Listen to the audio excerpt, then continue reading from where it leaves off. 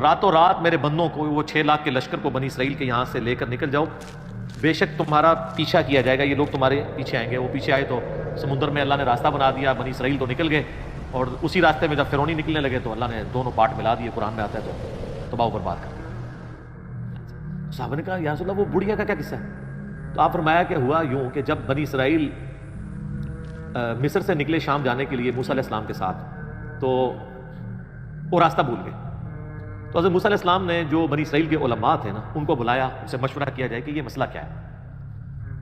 حضرت موسیٰ علیہ السلام کو انہوں نے کہا کہ جب حضرت یوسف علیہ السلام کی موت کا وقت قریب آیا تھا نا، تو انہوں نے بنی اسرائیل سے ایک عہد لیا تھا کہ جب کبھی بھی تم واپس ملک شام گئے نا، تو میری لاش بھی قبر سے نکال کے لے جانا، مجھے وہاں پہ یروشلم میں دفن کرنا ہے۔ ان کا اچھا ٹھیک ہے جی بتاؤ قبر کی طرح، ان کا جی قبر بھی نہیں پتا ہمیں۔ انہوں نے کہا جی ایک بڑھیا ہے جس کو قبر کا ایڈریس پتا ہے، لیکن وہ کہتی ہے کہ موسیٰ کو میرے پاس خود بھیجو، میں اس کے ساتھ نیگوشیشن کروں گی تو جگہ بتاؤں گی قبر۔ حضرت موسیٰ علیہ السلام نے کہا ٹھیک ہے بات کر لیتے ہیں۔ تو کہا اماں بتا، انہوں نے کہا اس طرح نہیں ہے، مجھے اس کا معاوضہ ادا کرنا ہوگا۔ حضرت موسیٰ علیہ السلام نے کہا اس کا معاوضہ کیا؟ علی بھائی اگلا سوال ہے، میں نے اپنے بچپن میں ایک ذمہ دار بریلوی عالم اور مناظر مولانا سعید احمد اسد حفظہ اللہ کی زبانی ایک واقعہ سن رکھا ہے جس کی تصدیق علی بھائی سے مطلوب ہے۔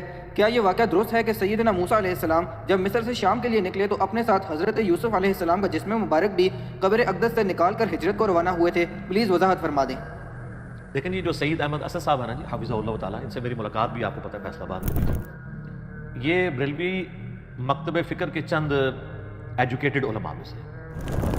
مجھے صحیح طرح یاد ہے کہ 1996 میں، یعنی آج سے 24 سال پہلے، جب میں انجینئرنگ یونیورسٹی میں سیکنڈ ایئر میں پڑھتا تھا، تو ویکینڈز پہ میں گھر آیا کرتا تھا، تو ان کی ایک میلاد کے موقع کے اوپر تقریر تھی۔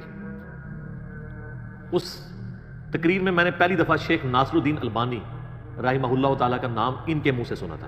میں خود بھی اس وقت کٹر بریلوی تھا، تو مجھے یاد ہے کہ سعید اسد صاحب اس وقت کہتے تھے، اس وقت داڑھی بھی ان کی کالی تھی،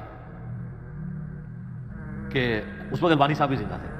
البانی صاحب فوت ہوئے 1999 تو کینسن اور سعودیہ چیک بیٹھے ہیں نا دا، ٹھیک ہے، تو حالانکہ وہ ان کا بھی کوئی نہیں ہے۔ اب اس نے اہل بیت کی محبت میں جو حدیث جمع کی ہے نا، تو میں نے آپ کو بتایا کہ عنقریب اس کو بھی رافضی کہہ دیں گے، وہ ان کا نہیں تھا، وہ اللہ اور اس کے رسول کا ماننے والا تھا، بڑا محب اہل بیت بنا تھا رحمہ اللہ تعالیٰ۔ تو البانی صاحب کا تعارف میں نے پہلی دفعہ ان سے سنا۔ میں نے بھی سعید احمد اسد صاحب سے یہ والی حدیث خود سنی تھی، خیر اس وقت تو مجھے اتنا آئیڈیا نہیں تھا حدیث کی کتابوں کا۔ بہرحال یہ جو حدیث انہوں نے بیان کی ہے نا، اس واقعے کا ذکر کیا، یہ بالکل صحیح سند سے ثابت ہے، اور یہ بڑا انٹرسٹنگ واقعہ ہے۔ یہ واقعہ آپ کو المستدرک للحاکم میں بھی مل جائے گا صحیح سند کے ساتھ۔ امام حاکم نے اس حدیث کو امام بخاری کی شرط پہ صحیح کہا ہے، امام ذہبی نے بھی ان کی موافقت کی ہے۔ یہ حدیث جو ہے وہ مسند ابی یعلا میں بھی موجود ہے صحیح سند سے، صحیح ابن حبان کے اندر بھی موجود ہے۔ یہ حدیث تفسیر ابن کثیر میں بھی موجود ہے۔ تفسیر ابن کثیر میں جو سورہ الشعراء کی آیت نمبر 52 ہے نا، حضرت موسیٰ علیہ السلام کے بارے میں آتا ہے نا کہ اللہ تعالیٰ فرماتا ہے کہ ہم نے ان کی طرف وحی کی تھی، وَأَوْحَيْنَا إِلَىٰ مُوسَىٰ أَنْ أَسْرِ بِعِبَادِي إِنَّكُمْ مُتَّبَعُونَ، ہم نے موسیٰ کو وحی کی کہ تم راتوں رات میرے بندوں کو، وہ 6 لاکھ کے لشکر کو بنی اسرائیل کے یہاں سے لے کر نکل جاؤ، بے شک تمہارا پیچھا کیا جائے گا، یہ لوگ تمہارے پیچھے آئیں گے۔ وہ پیچھے آئے تو سمندر میں اللہ نے راستہ بنا دیا، بنی اسرائیل تو نکل گئے، اور اسی راستے میں جب فرعونی نکلنے لگے تو اللہ نے دونوں پارٹ ملا دیے، قرآن میں آتا ہے تو تباہ و برباد کر دیا۔ تو اس آیت کے کانٹیکسٹ میں یہ سورہ الشعراء پارہ نمبر 19 آیت نمبر 52 کے کانٹیکسٹ میں امام ابن کثیر اس حدیث کو لے کے ہیں جو حاکم کے اندر موجود ہے، کہ نبی صلی اللہ علیہ وآلہ وسلم کسی گاؤں ایریا میں تشریف لے گئے، تو وہاں پہ ایک دیہاتی شخص تھا، اس نے آپ صلی اللہ علیہ وآلہ وسلم کی مہمان نوازی کی۔ آپ بڑے خوش ہوئے، آپ نے اٹھتے ہوئے فرمایا کہ کبھی موقع ملے تو تم ہمارے پاس بھی آنا، دعوت دے دی۔ اس کے لیے تو آنر کی بات تھی۔ کچھ عرصے بعد وہ نبی علیہ السلام کو ملنے کے لیے آیا، آپ صلی اللہ علیہ وآلہ وسلم نے اس کی خوب مہمان نوازی کی، ایک تو بدلہ اتر گیا، پھر آپ نے اینڈ پہ فرمایا مانگ کیا مانگتا ہے؟ اس نے کہا یا رسول اللہ ایک اونٹ چاہیے جس پہ میں اور میرے گھر والے سواری کر لیں، ہاں اس پہ کجاوا بھی ہونا چاہیے، یعنی اچھی سیٹیں لگی ہوئی ہوں، اور 2-4 بکریاں مل جائیں، جن کا دودھ دو کہ میں اپنا اور اپنا فیملی کا سلسلہ چلا دوں. یار اس زمانے میں بس سبسسٹنس لیول پہ یہی لائف گزارنے کا ذریعہ ہوتا تھا. یہ آج کل تو ہم جو لائف گزار رہے ہیں نا, یہ اس وقت امیر آدمی بھی نہیں تھا گزار سکتا. گندم کے دانے, سال کے دانے پورے ہو جائیں, دودھ کے لیے بھیڑ بکری رکھی ہیں, اللہ اللہ خیر صلاح, اور کوئی کام ہی نہیں ہے. یہ جو آسائشیں ہیں ان کی وجہ سے ہماری مصیبت کھڑی ہوگی. ایک اونٹ اور چند بکریاں مانگی, اور کس سے مانگ رہے ہیں؟ اللہ کے نبی سے, جن سے آپ کچھ بھی مانگ سکتے ہیں وہ اللہ سے لے کے دے سکتے ہیں. تو نبی اسلام فرمایا, اوے تجھ سے تو وہ بنی اسرائیل کی بڑھی اچھی رہ گئی, جس نے موسیٰ علیہ السلام سے تو اس سے بہت بڑی چیز مانگ لی تھی. صحابہ نے کہا یا رسول اللہ وہ بڑھیا کا کیا قصہ ہے؟ تو آپ فرمایا کہ ہوا یوں کہ جب بنی اسرائیل مصر سے نکلے شام جانے کے لیے موسیٰ علیہ السلام کے ساتھ, تو وہ راستہ بھول گئے. تو حضرت موسیٰ علیہ السلام نے جو بنی اسرائیل کے علماء تھے نا, ان کو بلایا, ان سے مشورہ کیا جائے کہ یہ مسئلہ کیا ہے. تو انہوں نے پھر بتایا کہ حضرت بات یہ ہے کہ حضرت یوسف علیہ السلام, حضرت یوسف علیہ السلام کی نسل سے تھے نا, آگے بنی اسرائیل میں سے تھے نا حضرت موسیٰ علیہ السلام. ان دونوں کے درمیان آلموسٹ 1400 سال کا فاصلہ ہے, حضرت یوسف اور حضرت موسیٰ علیہ السلام کے درمیان. تو حضرت موسیٰ علیہ السلام کو انہوں نے کہا کہ جب حضرت یوسف علیہ السلام کی موت کا وقت قریب آیا تھا نا, تو انہوں نے بنی اسرائیل سے ایک عہد لیا تھا کہ جب کبھی بھی تم واپس ملک شام گئے نا, کیونکہ اصل ان کا وطن تو شام تھا, وہ تو حضرت یوسف علیہ السلام سورہ یوسف میں آتا ہے نا کہ بکھ کے وہاں تک پہنچے, پھر اللہ نے وہاں ان کو مرتبہ دیا تو بنی اسرائیل وہاں پہ شفٹ ہو گئے. لیکن یاد تو اپنے وطن کی ستاتی تھی, ان کو یہ بھی پتا تھا کہ اللہ نے وہی کے ذریعے بتایا ہوگا کہ الٹیمیٹلی آپ ابراہیمی مسکن کی طرف دوبارہ جائیں گے. تو انہوں نے یاد لیا تھا کہ جب تم لوگ یہاں سے شفٹ کرو نا, تو میری لاش بھی قبر سے نکال کے لے جانا, مجھے وہاں پہ یروشلم میں دفن کرنا, جو میرا آبائی جگہ ہے. حضرت موسیٰ علیہ السلام نے کہا او ہو, یہ تو پھر ہمیں راستہ نہیں ملے گا, یوسف علیہ السلام کو نال کھڑنا پڑا ہے, کیونکہ اللہ کی طرف سے ہو رہا تھا. ان کا اچھا ٹھیک ہے جی بتاؤ قبر کی طرف. ان کا جی قبر بھی نہیں پتا ہمیں, کیونکہ اس زمانے میں مزار نہیں ہوتے تھے. پوائنٹ ٹو بی نوٹڈ, مزار تو نہیں. اور یوسف علیہ السلام تو بہت بڑی شخصیت تھے, ان کا بہت بڑا مزار ہونا چاہیے تھا, وہاں وزیر خوراک رہے تھے وہ. انہوں نے کہا جی ایک بڑھیا ہے جس کو قبر کا ایڈریس پتا ہے, لیکن وہ کہتی ہے کہ موسیٰ کو میرے پاس خود بھیجو, میں اس کے ساتھ نیگوشیشن کروں گی تو جگہ بتاؤں گی قبر کی. حضرت موسیٰ علیہ السلام نے کہا ٹھیک ہے بات کر لیتے ہیں. تو کہا اماں بتا. انہوں نے کہا اس طرح نہیں ہے, مجھے اس کا معاوضہ ادا کرنا ہوگا. حضرت موسیٰ علیہ السلام نے کہا اس کا معاوضہ کیا؟ وہ تو ایکسپیکٹ کر رہے تھے کوئی پیسے, کوئی مال, کوئی بکریاں, کوئی اونٹ, جس طرح اس سے ابھی نے بھی مانگ لیا. انہوں نے کہا جی معاوضہ یہ ہے کہ میں جنت میں تمہارے ساتھ رہوں گا. اللہ, حضرت موسیٰ علیہ السلام کا رنگ بک ہو گیا, چہرے پہ ناگواری کے اثار آ گئے کہ یہ کیا مانگ رہی ہے, پھر دوسرا ہی میرے اختیار میں بھی نہیں ہے. تو حدیث کے الفاظ ہیں اللہ تعالیٰ نے اسی ٹائم حضرت موسیٰ کو وحی کی کہ آپ کمٹمنٹ کر لیں اس کے ساتھ. اوہ ہائے, دینے والا تو اللہ ہے نا جی. موسیٰ علیہ السلام نے کہا ٹھیک ہے. اس لیے حضور نے اس عرابی کو کہا او یار تجھے تو بڑی اچھی رہ گئی, یعنی تو مجھ سے جنت میں میرا پڑوس مانگ لیتا, تو نے مانگی تو دنیا کی چیز مانگی. جس طرح کہ صحیح مسلم میں آتا ہے کہ ایک صحابی تھے ربیہ, نبی علیہ السلام کو وضو کروایا کرتے تھے. ایک دن سمندر رحمت جوش میں آیا, فرمایا سل ربیہ, ربیہ کیا مانگتا ہے؟ وہ بھی تیاری کر کے بیٹھے سے. انہوں نے کہا یا رسول اللہ جنت میں آپ کا پڑوس, ہو سکتا ہے اس واقعے کے بعد یہ ہوا ہو, انہوں نے یہ بات سنی ہوئی ہو, اہم ممکن ہے, یہ میری اسیسمنٹ ہے. تو آپ فرمایا اور بھی کچھ مانگ لیں. ان کا نہیں یا رسول اللہ اس کے بعد تو مجھے کچھ نہیں چاہیے. تو آپ نے فرمایا پھر کثرت سجود سے میری مدد کر, یعنی اللہ کی عبادت کر کثرت کے ساتھ, میری شفاعت بھی تیرے کام آئے گی, الٹیمیٹلی تجھے جنت میں میرا پڑوس مل جائے گا انشاءاللہ. بلکہ آپ لوگوں کے لیے خوشخبری, بخاری مسلم میں حدیث ہے کہ ایک صحابی ہے, ان کا یا رسول اللہ قیامت کب آئے گی؟ آپ نے فرمایا کہ تو قیامت کے لیے تو نے تیاری بھی کی ہے؟ تو اس نے کہا یا رسول اللہ میں تو بس موٹے موٹے دین پہ چلتا ہوں, فرائض پورے کرتا ہوں, کوئی ایکسٹرا نفلی باتیں میرے پاس نہیں ہیں. ہاں میں اللہ اور اس کے رسول سے محبت کرتا ہوں. تو آپ نے فرمایا پھر اللہ اور اس کا رسول تمہارے ساتھ ہوں گے. حضرت انس بن مالک کہتے ہیں کہ اسلام لانے کے بعد رسول اللہ کے کسی فرمان سے ہمیں اتنی خوشی نہیں ہوئی جتنا اس فرمان سے ہوئی کہ جو اللہ اور اس کے رسول کے ساتھ محبت کرتا ہے, اللہ اور اس کا رسول قیامت والے دن اس کے ساتھ ہوں گے, یعنی اسے بھی پڑوس مل جائے گا. اور پھر حضرت انس بن مالک کے الفاظ ہیں بخاری مسلم, اے اللہ میں اللہ سے, اس کے رسول سے, حضرت ابو بکر عمر سے محبت کرتا ہوں, گو میرے اعمال ابو بکر عمر والے نہیں ہیں, لیکن یا اللہ مجھے بھی اپنا اور اپنے محبوب کا ساتھ قیامت والے دن نصیب فرما, آمین. ہم بھی دعا کرتے ہیں کہ گو ہمارے اعمال بھی صحابہ اور اہل بیت والے نہیں ہیں, تب بھی اللہ تعالیٰ محض اپنی رحمت سے, اپنے نبی علیہ السلام کی شفاعت سے ہمیں ان مبارک ہستیوں کا پڑوس قیامت والے دن نصیب فرمائے, آمین ثم آمین. اچھا, تو اب وہ بڑھیا نے کہا کہ جی میں آپ کو پتہ بتاتی ہوں. اب وہ بڑھیا جناب ان کو ایک تالاب کے اوپر لے گئی. حدیث کے الفاظ ہیں وہ تالاب بھی بالکل سبز ہو چکا ہوا تھا، یعنی بہت پرانا تالاب تھا، کوئی اتنا یوز میں بھی نہیں تھا، کوئی سمجھ لیں آج کل جس طرح کیچڑ والا کوئی جوہڑ ہوتا ہے. اس نے کہا جی اس پانی اس کا نا تالاب کا باہر نکلوائیں، اس تالاب کو خشک کریں.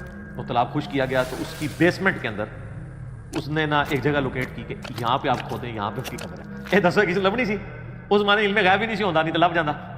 ٹھیک ہے، بزرگوں کہتے ہیں نا علم غیب ہے، وہ جب تک اللہ نہ بتائے تو پیغمبر کو بھی نہیں پتہ چلتا. تو خیر وہ قبر کھودی اور حدیث کے الفاظ ہیں کہ انہوں نے حضرت یوسف علیہ السلام کا جسد انور نکالا تو پھر بنی اسرائیل کے لیے جو ہے نا راستہ بالکل واضح ہو گیا، پھر وہ اپنے سفر پہ چل.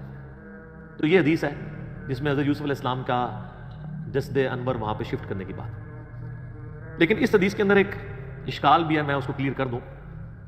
اس حدیث میں الفاظ ہیں کہ حضرت موسیٰ علیہ السلام نے کہا وَاسْتَخْرِجُوا عِظَامَ یوسف، یوسف کی ہڈیوں کو یہاں سے نکالو. اس کی وجہ سے بعض لوگ یہ کہتے ہیں کہ جی یہ تو حضرت یوسف علیہ السلام کا تو جسم معاذ اللہ سلامت نہیں تھا، وہ تو ہڈیاں شفٹ کی گئی ہیں. شیخ البانی رحمہ اللہ تعالیٰ سلسلہ احادیث صحیحہ میں لکھتے ہیں کہ میں بڑا عرصہ پریشان رہا کہ ہمیں تو صحیح احادیث کی روشنی میں یہ بات پتہ ہے، ایون قرآن سے بھی اشارہ ملتا ہے، میں بعد میں بتاتا ہوں آپ کو، کہ انبیاء کے جسموں کو مٹی نہیں کھاتی ہے. تو یہ کیسے ہو سکتا ہے کہ یوسف علیہ السلام کے ہڈیوں کا ڈھانچہ وہاں پہ ہو؟ تو کہتے ہیں میرا مسئلہ حل ہوا جب میں نے سنن نبی داؤد میں وہ حدیث پڑھی نا. حضرت تمیم داری نے کہا یا رسول اللہ صلی اللہ علیہ وآلہ وسلم آپ یعنی کھڑے ہو کے خطبہ دیتے ہیں تو میں آپ کے لیے ایک ممبر نہ تیار کروا دوں جس پہ آپ بیٹھ کے تھوڑی دیر آرام کر لیا کریں. تو اس میں پتہ کیا الفاظ ہیں؟ وہ کہتے ہیں یحمل عظامک، اس ممبر پہ آپ اپنی ہڈیاں رکھ سکیں. ہونا چاہیے تھا جسم رکھ سکیں. تو البانی کہتے ہیں کہ وہ مجھے پتہ چلا کہ یہ عرب کے لوگ محاورتاً یہ لفظ بولتے ہیں، یعنی وہ جسم ہڈیوں کے ایکویلنٹ جسم اور جسم کے لیے ہڈیاں استعمال کرتے ہیں. جیسے ہمارے جسم میں درد ہو تو ہم کیا کہتے ہیں میری ہڈیاں ٹوٹ رہی ہیں. اس کا یہ مطلب نہیں ہوتا کہ فزیکلی کو ہڈیاں ٹوٹ رہی ہیں، جسم میں درد ہے. بریانی کھائی ہے تو سینے میں آگ لگی ہوئی ہے، اس سے مراد وہ فائر نہیں ہوتی، یہ محاورت ہے. تو کہتے ہیں اس سے آبی نے یہ بھی کہہ سکتا تھا یا رسول اللہ جس پہ آپ آرام کر سکیں. اس نے لفظ کیوں استعمال کیے کہ یحمل عظامک، آپ کی ہڈیاں، آپ اپنی ہڈیاں اس پہ رکھ سکیں. تو ہڈیاں اپنی کو رکھ سکتا ہے. تو اس اشکال کا جواب ہو گیا. اب آ جائیں اس آیت کی طرف جو میں نے کہا قرآن میں، وہ سورہ سبا ہے، آیت نمبر 14. اعوذ باللہ من الشیطان الرجیم، بسم اللہ الرحمن الرحیم. یہ بڑا مشہور واقعہ ہے. حضرت سلیمان بن داود علیہ السلام، آپ کو پتا ہے جب یہ فوت ہو گئے تو یہ ہیکل سلیمانی تعمیر کروا رہے تھے، تو ایک عصا کے سہارے یہ کھڑے رہے. اس کا ذکر ہے.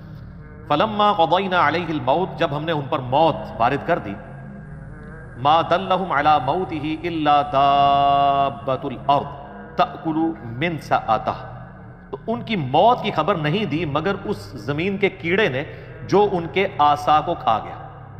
اب وہ عصا کے سہارے ظاہر کرسی بھی بیٹھے ہوں گے، یوں کر کے سہارا لیا ہوا ہوگا، جس سے فیل یہ ہو رہا تھا کہ وہ زندہ ہی ہے.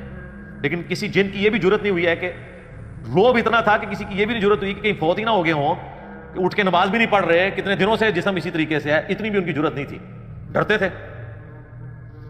فلما خر، جب ان کا جسم نیچے آیا، یعنی کیا ہوا کہ وہ دیمک جو ہے نا اس کو چاٹ گئی. تو سر دیمک ایک دن میں نہیں چاٹتی، یہ مہینوں کی گیم ہے کہ وہ عصا کو دیمک کھاتی رہی جب تک وہ ہیکل سلیمانی تعمیر نہیں ہو گیا، ٹیمپل آف سلیمان. تو قرآن کہہ رہا ہے کہ حضرت سلیمان علیہ السلام اس کے سہارے پہ رہے، تو اس کا مطلب ان کا جسم بھی سلامت، فریشنس بھی سلامت، آنکھوں کی چمک بھی سلامت، سب کچھ. ادروائز تو ان کو شک پڑ جاتا. اور اللہ نے اس چیز کا ذکر کیا ہے کہ یہ اللہ نے کیوں کروایا. اللہ کہتا ہے جیسے ہی وہ ان کا جسم نیچے آیا، اب یہاں ہونا چاہیے تھا جسم نیچے آیا تو فرشتوں نے تھام لیا. نہیں سر انج نہیں ہوا، زمین پہ ہی آیا، کوئی گستاخی نہیں ہوگی، بے ادبی نہیں ہوگی. تبینت الجن ان لو كانوا يعلمون الغیب، اس سے جنوں کے اوپر یہ حقیقت کھل گئی کہ اگر وہ غیب کا علم جانتے ہوتے، ما لبثوا فی العذاب المہین، تو اتنے بڑے عذاب کو نہ وہ کاٹتے کہ کتنے مہینوں سے وہ حضرت سلیمان کے ڈر کی وجہ سے اتنے بڑے بڑے پتھر اٹھا کے اگلے سلیمانی تعمیر کر رہے تھے. اگر ان کو پتا چلتا کہ 8-9 مہینے تو یہی کام ہو رہا ہے. جیسے میں نے آپ کو بتایا نا، آج کل تو آپ CCTV کیمرہ ویسے ہی لگا دینا، چاہے اس کا کنیکشن بھی پیچھے نہ ہو، اور 3-4 آپ گھر کے باہر لگا دیں تو کوئی جناب اس طرف جاتا بھی نہیں ہے، ان کو ڈر لگا رہتا ہے یار یہ تو نظر آ جائیں گے آپ. تو اللہ تعالیٰ نے کہ علم غیب اگر جنوں کو ہوتا نا تو ان کو کیوں نہیں پتا چل گیا کہ یہ فوت ہو گیا. تو علم غیب والا عقیدہ اللہ تعالیٰ نے بڑا قرآن میں کلیئر کیا ہوا ہے. آپ نے نہیں ماننا تو نہ مانے، ایک علیحدہ بات ہے. جنات سے جتنی بھی خبریں کائنوں تک پہنچتی ہیں نا، وہ قرآن حکیم میں بھی آیا ہے، بخاری مسلم میں اس کی ڈیٹیل موجود ہے، وہ فرشتوں کی ڈسکشن کے ساتھ کچھ باتیں اچک لیتے ہیں تو وہ چلی جاتی ہیں، باقی بخاری مسلم کے الفاظ ہیں، وہ 100 باتیں اس میں اور ملا کے کائنوں کے دماغ میں ڈالتے ہیں اور وہ آگے پھیلا دیتے ہیں۔ باقی جو پاسٹ ٹینس کا واقعہ اگر کوئی جن بتا دیتا ہے نا تو وہ غیب کی بات نہیں ہے، کیونکہ پاسٹ ٹینس میں جو چیز ہو چکی وہ تو علم میں آ گئی نہیں۔ یعنی اگر میں کہوں کہ ذوالفقار علی بھٹو پھانسی چڑھ چکے ہیں تو میرے زمانے میں تو نہیں چڑھے، میری پیدائش سے وہ پہلے چڑھے میں پھانسی، تو یہ نہیں میں نے دیکھا ہے، لیکن یہ خبر آج کی ڈیٹ میں درست ہے، لیکن مستقبل کی خبر کوئی نہیں دے سکتا، اور یہاں تو ان کے سامنے تھا، ان کو نہیں پتا چلا جب تک کہ وہ نہیں۔ تو یہ آیت بھی اس بات کا ثبوت ہے کہ انبیاء کے جسم سلامت رہتے ہیں ان کی وفات کے بعد، ورنہ تو ڈیکمپوز ہو جاتا ہے، دو دن سے زیادہ تو نکالتے ہی نہیں، اتنی بدبو آنا شروع ہو جاتی ہے۔ باقی اس کو سپورٹی وہ حدیث ہے جو سنن ابی داؤد میں، سنن نسائی میں اور سنن ابن ماجہ میں ہے، مشکات میں موجود ہے، سیدنا اوس بن اوس رضی اللہ تعالیٰ عنہ سے کہ نبی علیہ السلام نے فرمایا کہ جمعے کا دن جو ہے وہ تمہارے ایام میں سب سے بہتر ہے، اسی دن آدم علیہ السلام پیدا ہوئے، اسی دن وہ فوت ہوئے، اسی دن سور پھونکا جائے گا، تم جمعے کے دن کثرت کے ساتھ مجھ پہ درود پڑھو، بے شک تمہارا درود مجھ پہ پیش کیا جائے گا۔ تو صحابہ نے کہا کہ یا رسول اللہ جب آپ مر جائیں گے اور آپ کی ہڈیاں مٹی میں گھل مل جائیں گی، ذرا الفاظ سنیں، اس زمانے میں اس طرح گستاخی کا فتویٰ نہیں لگاتا تھا، جواب دیے جاتے تھے، تو آپ پہ درود کیسے پیش ہوگا؟ یہ تو نیچرل پروسیس ایسا ہوگا۔ تو نبی علیہ السلام نے فرمایا، اب دیکھیں اس کی برکت ہوئی کہ عقیدہ بدل، آپ نے فرمایا کہ ان اللہ قد حرم علی الارض ان تاکل اجساد الانبیاء، بے شک اللہ نے اس بات کو حرام کر دیا ہے مٹی کے لیے کہ وہ نبیوں کے جسموں کو کھائے، نبیوں کے جسم مٹی نہیں کھائے گی، وہ ان کی وفات کے بعد بھی قبروں میں سلامت رہے۔